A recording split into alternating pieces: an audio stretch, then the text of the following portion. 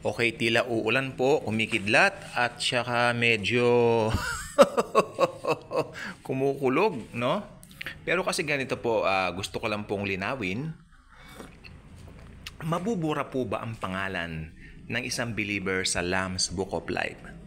Ibig sabihin po ng Lamb's Book of Life, ito po yung Book of Life na kung saan kapag ka ikaw ay naging born again, nakakilala kay Jesus Christ, ililista na roon ni Jesus yung pangalan mo at hindi na mabubura. Ngayon, may mga seemingly verses, like for example, sa Revelation, kapag ka ganito, ganyan, I will spit you out of my mouth. Parang ganon. Ito po ay kanila pong nililiteral at sinasabi nilang mawawala rin yung salvation.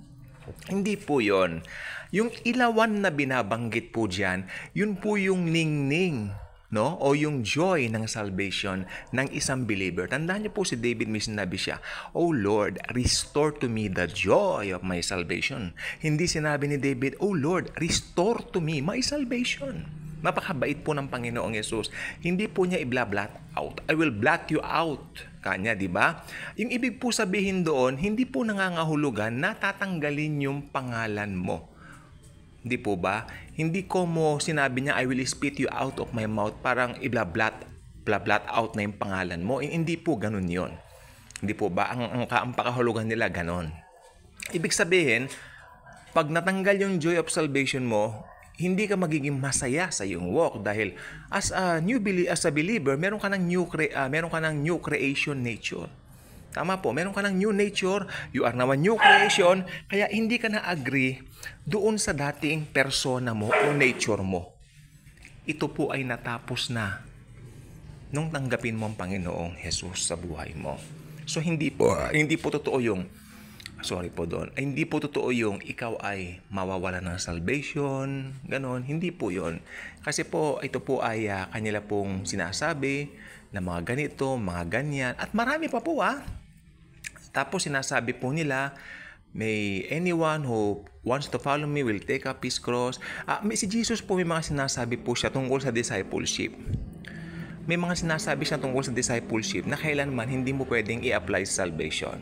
Pag sinabi po sa salvation, ito po ay talagang tumutukoy lamang po sa firm ng pananampalataya mo.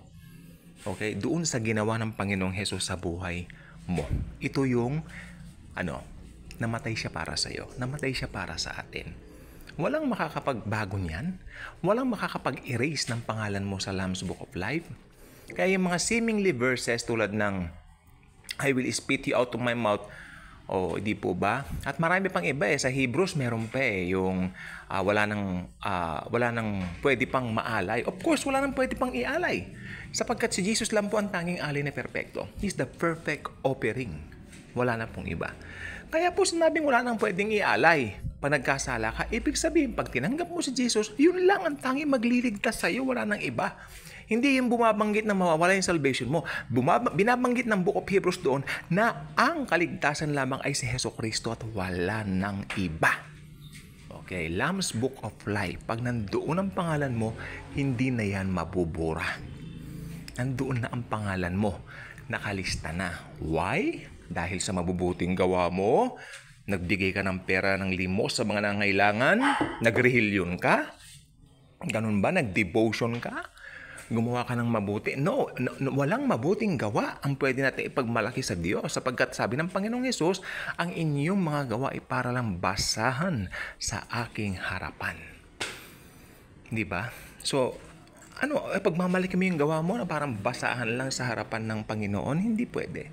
So, naligtas ka dahil sa kagandahang loob. Lagi natin babalikan yung Efeso 2:8-10 sapagkat yan ang nagpapatunay na tayo ay naligtas dahil sa biyaya at hindi sa anupamang gawa natin. Kaya kung hindi ka pa nakasubscribe sa ating channel, I invite you to do so. Click the notification bell, share this video. Very important po ito. Maraming nalilito rito. Pero pag nalaman nila na, hey, hindi na pala mablablaut ang pangalan ko, yes! Kung mo ba sinabing hindi na mablot pangalan mo, gagawa ka ng masama? Hindi. Sapagkat ang isang totoong mananampalataya, ang isang totoong Kristiyano, pag may bago ng nature, mabubuhay siya ayon sa nature na yun. Dahil tulad na sinabi ng Bible, hindi na ikaw nabubuhay sa sarili mo. Hindi na tayo nabubuhay sa natin, kundi si Jesus Christ na ang nabubuhay sa atin. Thank you. And as always more ever, Jesus truly loves us all.